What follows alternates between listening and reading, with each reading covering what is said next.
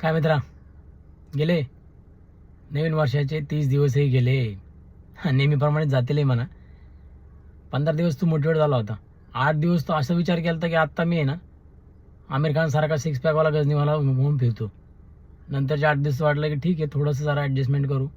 गजनीवरून तो सुनील शेट्टीवर आला किंवा घातकवाला सनी देओल झाला. वरची बॉडी आहे पण खालचं तर काय व्हाय नाही है ना मित्रा. असेच दिवस जातील निघून. आता तरी काहीतरी कर आणि ठाम राहा. ठाम राहिला तर काहीतरी होईल. ही बॉडी तर काय बहाणा आहे रे बॉडीमध्ये बदल घडवायचा. पण बॉडी बदल घडवताना फक्त बॉडी चेंज होत नाही, संपूर्ण माणूस चेंज होतो. संपूर्ण माणूस म्हणजे त्याची राहणीमान, त्याचे विचार आणि त्याची रुटीन लाईफ सगळं चेंज होतं. मी स्वतः अनुभवले मित्र. 3 वेळा ट्रान्सफॉर्मेशन केलं मी. 2 वेळा तर विचारही केला नव्हता की माझे सिक्स पॅक निघतील. आज वय माझं 35-36 आहे. 30 नंतर मी सुरू केलं. फॅमिली, मुलं, त्यानंतर जॉब, हे सगळ्या गोष्टी मॅनेज करून केलं. आणि तुम्ही 100% करू शकता. फक्त ठाम राहायला शिका. कारण की बॉडी बनवणे म्हणजे काय खूप अशा कशी गोष्ट नाही आहे.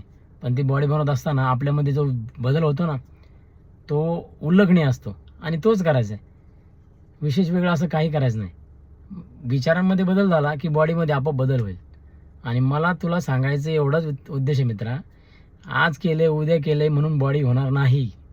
वर्षानुवर्षे मेहनत घ्यायची आणि त्या मेहनतीचा जेव्हा तुला व्यसन लागेल ना तेव्हा तुझी बॉडी व्हायला लागलीच म्हणून समज. पण व्यसन लागूच तोपर्यंत तुला व्यसन थांबायचे, निवडलेल्या मार्गावर थांबायचं. अशी बॉडी होणारच नाही, समजलं. त्यामुळे आता गेलेले 30 दिवस जाऊन दे. 15 दिवस मेहनत केली, इथून पुढेही मेहनत करणार आहेस. फक्त ती सुरू केलेली मेहनत मध्ये थांबू नको.